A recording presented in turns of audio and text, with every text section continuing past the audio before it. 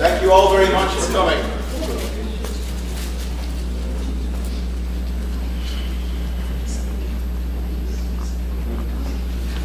What we're going to do today is talk a little bit about a new tool. It's an evolutionary tool. It's a tool that's been built on a lot of experience, about 10 years of experience of doing results-based, ranger-based patrolling in Africa, Asia, and Latin America. And what we're going to spend a couple of hours doing is really just walking you through what the concept is, why we think this is the most important way to try and help countries and communities really do effective law enforcement. Law enforcement that protects community rights and that secures lands where illegal hunting is the biggest threat.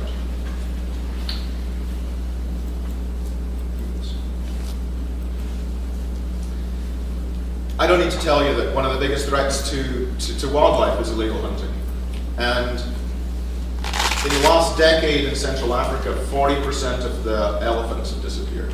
If we don't do anything new in Central Africa, by 2025, there may only be 7,000 elephants left in Central Africa.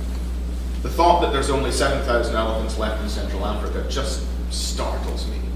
I can't imagine kids in the future thinking that this huge area in Central Africa, the area from the Mississippi in the US to the eastern coast, is completely void of elephants. So we need to do something about it.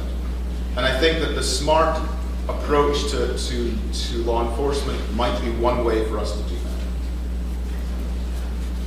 that. So let's just, I know you're all aware of what the challenge is with traveling through his emerald kingdom. Conservation is. So let's spend 5 minutes listening to this. An unseen path. He pauses momentarily to investigate the scents and sounds carried in the thick, humid air, his eyes burning brightly in the darkness. He is a big male, well known by researchers. In a recent camera trap image, he appears a magnificent creature. It was the last time scientists would see him alive.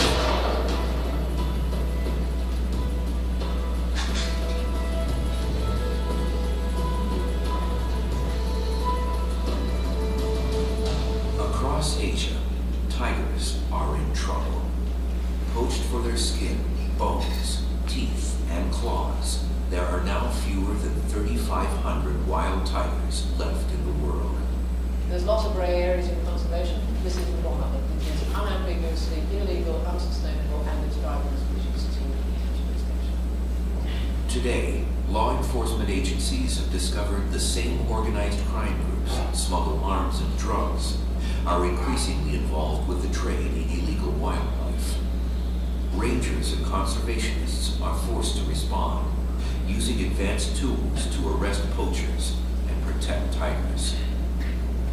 It's an escalating war being waged with easily concealed and handheld and mobile devices.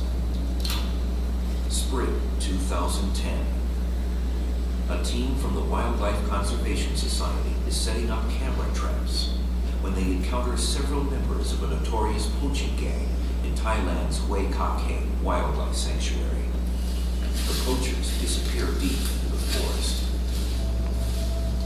The damage, however, has already been done.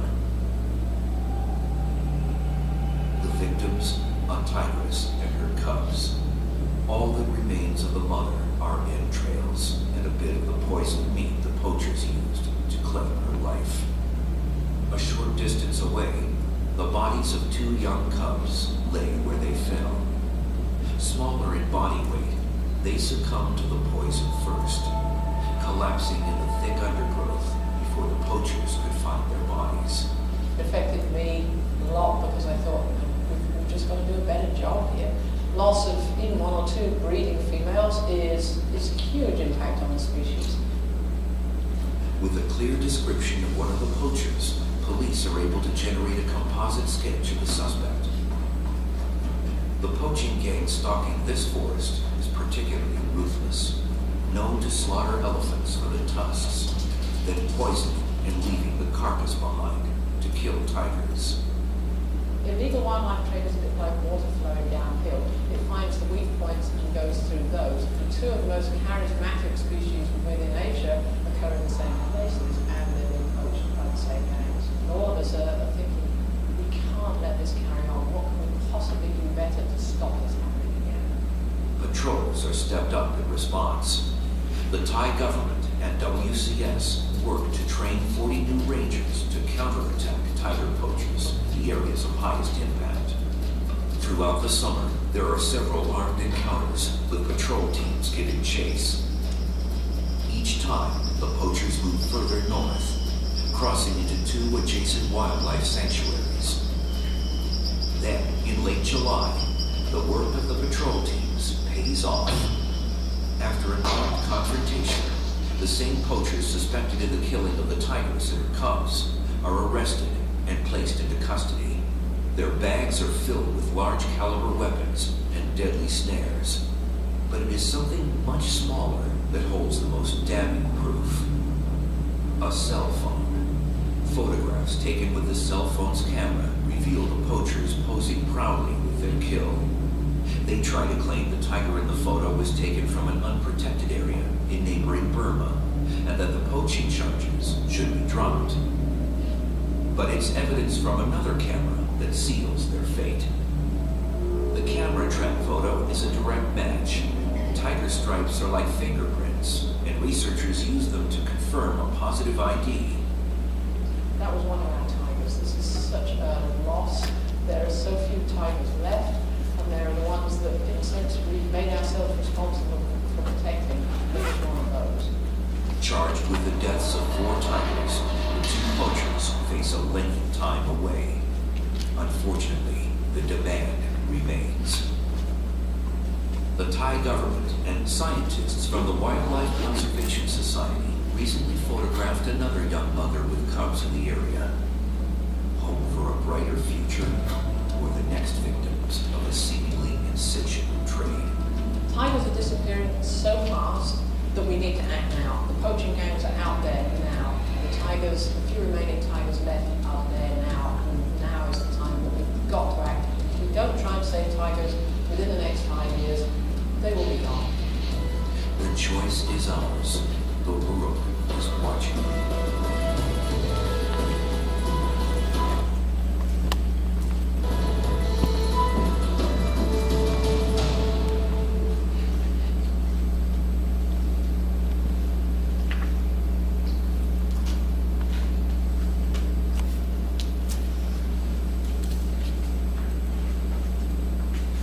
Traveling through his Emerald Kingdom, a long time. 4 more times. Good escape, thank you very much.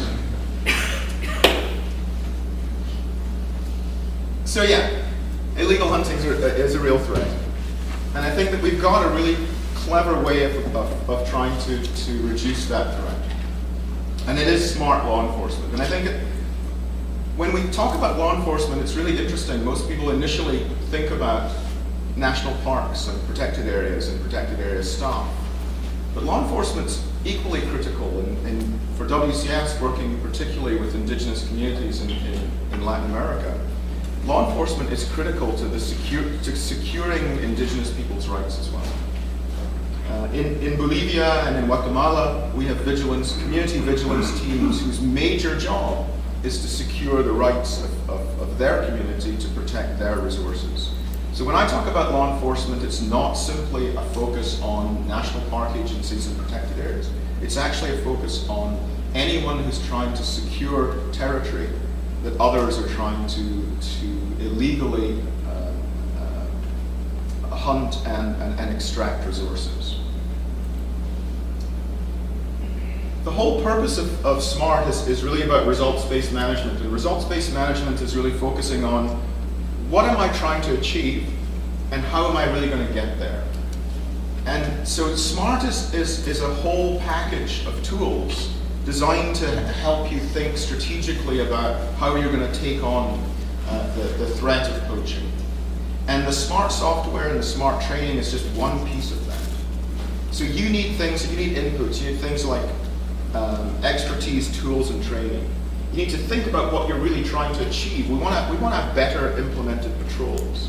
And you really need to be able to monitor, did building capacity to do patrolling and doing patrolling, did it actually result in impacts that we care about, which is seeing more critters on the landscape and less threats. So SMART is all about results-based management. And SMART is a process. SMART is not just a piece of software, and it's not just about training. It's about thinking about patrolling in an adaptive way. It's a process of having meetings to think about what is it we're trying to achieve. It's a process of designing really good patrolling. It's a process of actually going out and doing the patrols and then coming back and having serious debriefings. What did we learn? What did we see? What did we understand during our patrolling?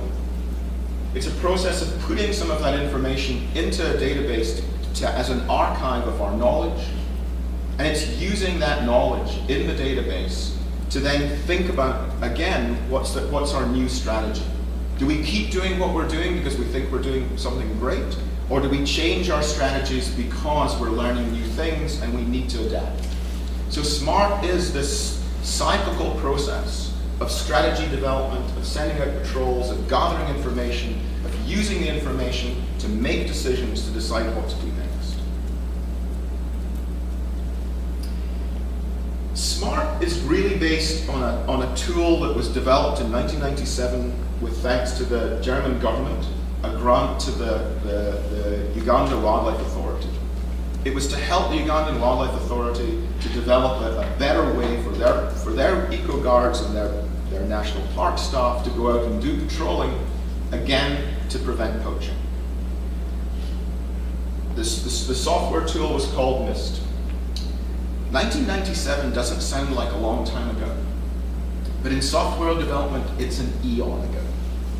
And unfortunately, the software language that MIST was built in is no longer used by anyone other than the one person on the world who actually wrote the MIST software back in 1997.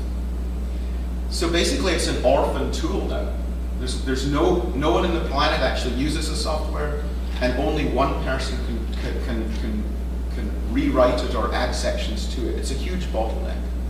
So one of the things that we thought was it's really critical for us to bring MIST into the next century and develop an open source platform in a language that's widely used that anyone can add modules to. So one of the reasons that we decided to move ahead with SMART is not because we thought MIST wasn't working. MIST has been incredibly successful in the places that it's been applied. It's just reached the end of its product cycle. It was developed in 1997. It just got old. Kind of similar with CyberTracker. CyberTracker developed in South Africa, incredibly successful tool. Again, built on a platform that's gotten kind of out of date. And the idea of SMART is just to upgrade MIST and CyberTracker to an open source, open platform that will be freely available to anybody. It's not that we thought that these tools didn't work. They do work. They work really well. It's just they're getting old. And the idea of SMART is to build a platform that will be easily adapted into the future. I think of it as a Swiss Army knife. At the moment, SMART is a Swiss Army knife that has a single blade and a bottle opener. The reason it has a bottle opener is because I'm Scottish and I like to drink. And so it's really important to have a bottle opener. But eventually, this Swiss Army knife can have scissors, it can have tweezers, it can have any other thing that a Swiss Army knife has. And that makes it very different from MIST and CyberTracker that are constrained with the software that they were originally built on. So what we're building is a platform that will be really easy to modify and adapt, and will be completely compatible with all of the archives of information in MIST and all of the archives that are developed in CyberTracker. SMART will be able to scoop up those data and use them effectively within a new platform. This is the consortium that came together because we were using MIST and we were using CyberTracker, and we saw the limitations to that software. A small group of NGOs and government bodies who came together, and the most important thing we did was we tithed ourselves. we said we need to ante up some money to get this software rolling. We need to demonstrate that in fact we're so committed to this that we're going to put our own money into it before we go to donors and ask for support. And so the software is being developed with the consortium members' money. The training of the people who are going to use SMART, that's where we went to funders like USAID, the Moore Foundation, SOS, and asked them to help us with the training side of this whole process. The software development's important, but if this is really going to work, it's going to be that we really train people really well to make this work. And as Barney from WWF will talk about a little later, one of the big reasons that we came to this meeting is to let people know about SMART and to seek out new members. SMART will work best if it's working in as many places on the planet as possible. So if you're interested in being a member, come and talk to us. Actually, if you're interested in being a funder, come and talk to us too. Hannah, that means you. So why use SMART? The great thing about SMART is it using this tool provides law enforcement and communities rapid feedback on what they're learning when they go out on patrols. It speeds up the learning process of what have I learned when I go out on a patrol. You go out on a patrol for 2 or 3 days, you come back, you immediately are able to enter the data into the software, and it tells you something useful about what you've learned when you went on patrol. It allows you to share that information. It's designed in a way that's incredibly user-friendly. You don't have to be a tech geek like Jake Bruner back there, who's basically a GIS whiz. You don't have to be Jake. You can be like me. I can barely use a word processor. So that's a really important part of it. It allows lots of people to use it. It captures the information and archives it. I think that's also really critical, and it allows the information to be shared because it uses a standard language. So if Joe from WCS in Asia is using SMART, and Barney's using SMART in Indonesia, they can share the information among themselves. And so I think if we get lots of organizations using this, we'll have a much better way of looking across the planet to see how well are we doing on law enforcement more broadly. Not simply how well is WCS doing at one site. How is WCS doing in 70 places? How is WCS, WWF, ZSL, AWF, TNC, all of these organizations, if they begin to use SMART together, we're going to have a much better way of actually looking across the planet about how things are going. Basically taking the temperature of law enforcement across a huge area. Standardization is important because we're using common language. It's flexible. It's an open source language with a very, very flexible platform which lets other people, non-SMART developers, anybody can develop a module for SMART and add it to the SMART consortium, and add it to the SMART tool. I think that's great. And then the last piece, it's all about training. We're already developing a lot of training modules that will be freely available on our web, and I would like to see SMART and the SMART Consortium develop a series of distance learning tools, short 5-minute, 10-minute videos that even people going into a cyber cafe in Yaoundé or in Ouagadougou, really poor bandwidth, 5-minute video would actually help people learn about how to use SMART. If we had 24 of those, it would be a self-training program that almost anybody could access to, and access to free. So what does SMART let us do? It really lets us do smarter planning. It's a whole process about helping communities and helping national park services plan their patrolling in a way that's really strategic and in a way that's based on better knowledge. It's using knowledge to redesign and rethink about where you go next. So much smarter planning. And it helps you do smarter patrolling. This is a really great example of what happens when you do SMART. Initially, this is the set of patrols that the Park Service was doing on a regular basis. They were going to the same place over and over and over again. They patrolled less than 5% of the protected area. But by beginning to use smart tools, they began to move and begin, at the end of 2 years, they were beginning to patrol about 90% of the time.